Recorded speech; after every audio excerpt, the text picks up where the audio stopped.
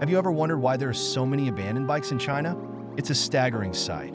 About 25 million bicycles just left to rust in what some are calling bicycle graveyards.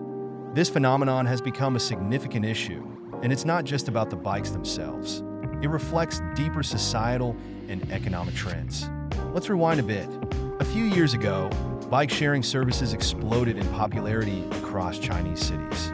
Companies like Ofo and Mobike flooded the streets with colorful bicycles, making it incredibly easy for anyone to hop on a bike and ride. The idea was brilliant: reduce traffic congestion, lower pollution, and promote a healthier lifestyle. But as the saying goes, too much of a good thing can lead to disaster. Initially, these bike-sharing programs thrived. People loved the convenience, and cities embraced the eco-friendly initiative. However, as competition intensified, companies began to overproduce bikes, leading to a surplus. With so many bikes available, the novelty wore off. Riders started to lose interest, and many simply abandoned their bikes after use, leaving them scattered everywhere, on sidewalks, in parks, under bridges, and yes, even in rivers. The sheer volume of these abandoned bikes has created a visual and logistical nightmare. Cities are now grappling with the cleanup.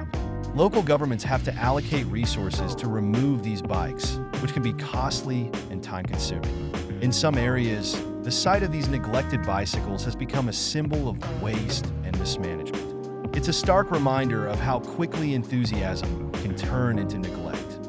But it's not just about the bikes themselves. This situation highlights a larger issue: the challenges of rapid urbanization and the pitfalls of a gig economy. Many of these bike-sharing companies expanded too quickly, focusing on growth rather than sustainability. They didn't consider the long-term implications of their business models. As a result, we're left with millions of bikes that nobody wants. Interestingly, this phenomenon has sparked discussions about urban planning and transportation. Some cities are now re-evaluating how they approach bike-sharing programs.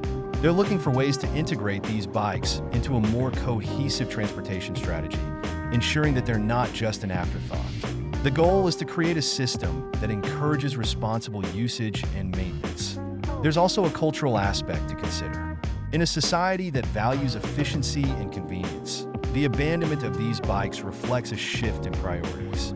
People are moving faster than ever, and the once cherished bike-sharing experience has become just another disposable item in a fast-paced world.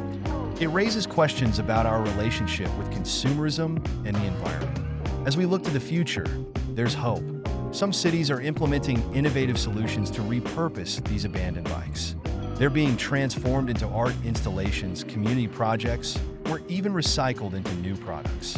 This creative approach not only addresses the waste issue, but also fosters a sense of community and responsibility.